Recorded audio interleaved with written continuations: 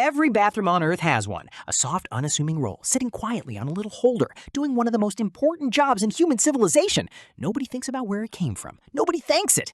But that's not really how it happened. Officially, history says a businessman in New York had a bright idea in 1857.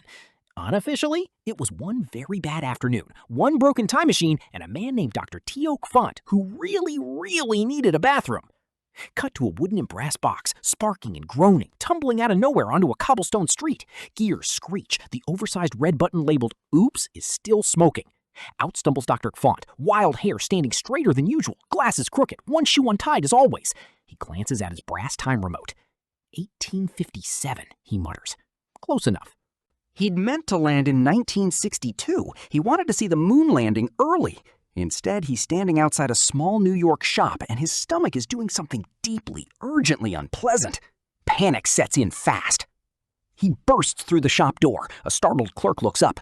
Behind the counter sits a serious-looking man surrounded by stacks of medicated paper sheets, fussing over labels. This is Joseph Gayetty, and he is not having a good day either.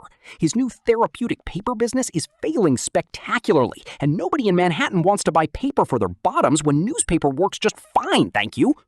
Dr. Quant doesn't care about any of that. Dr. Quant needs a bathroom immediately, and the shop apparently has one in the back. He sprints past the counter. Gayetty shouts something about payment. Quant doesn't hear a word of it.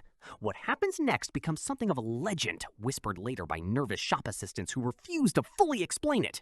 There was a crash. There was a yelp. There was the unmistakable sound of an entire display shelf of Gayetty's medicated paper toppling directly onto a physicist who is, at that exact moment, in absolutely no position to catch it. Silence. For a moment, nobody moves. Dust settles. A single sheet of medicated paper drifts down and lands quite gently on Dr. Quant's face. Then a single triumphant word echoes through the shop. Perfect! Gayetty rushes in, expecting disaster, and instead finds a wild-haired stranger sitting amid the wreckage of his failing product line, tearing sheet after sheet along the perforated edges with the focused joy of a man who has just discovered fire. Quant isn't apologizing. He's demonstrating, waving sheets around like a lunatic evangelist, explaining softness, folding technique, the correct number of sheets per use, numbers he definitely should not know with this much confidence. Gayetty just stares. Nobody had ever gotten this excited about his invention before. Could this be it? Could this strange, sweaty, wild-eyed man be the sign he needed? He doesn't ask where Quant came from. He doesn't ask why his coat has static sparks crackling off it. He just grabs a pencil and starts scribbling new ad copy on the spot, quoting the stranger almost word for word. Guaranteed soft. The modern gentleman's choice. You'll never look back. Outside, church bells ring. Somewhere down the block, a horse spooks at nothing in particular, which is honestly the least strange thing happening on this street right now. A passing newspaperman pokes his head through the door, drawn by the noise, notebook already out. He's heard Gayetty's failing little paper shop is finally getting some attention and wants the story. He asks Quant his name for the article. Doesn't matter, Quant says, still sorting sheets by softness like a man possessed. Write down his name. Trust me, history's gonna want it. The newspaperman shrugs and does exactly that. It's the easiest interview of his career. Quant, meanwhile, has completely forgotten about the emergency that started this whole mess, distracted entirely by his own genius. He's rearranging the shop's displays. He's sketching a rough diagram of a roll, a continuous roll, he insists. Not sheets, a roll, on a little holder mounted on the wall, so it's always there when you need it. Gayetty scribbles faster. This man is either insane or a visionary, and at this point in his failing business, he's willing to bet on either. Then Quant freezes. His time remote is beeping, not gently, aggressively. The little brass needle is spinning, and a thin trail of smoke curls up from its edge. Oh no. Oh no what? Gayetty asks, pencil still moving. The timeline doesn't like this.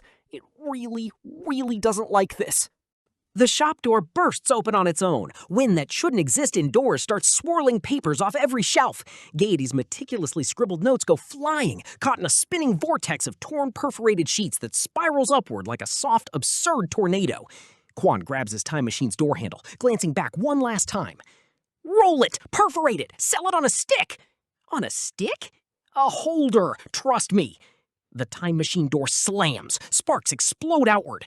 With a final desperate groan, the brass and wood box lurches sideways and vanishes, leaving behind a scorched circle on the floor, a stunned businessman, and roughly 400 sheets of medicated paper scattered across Manhattan like confetti.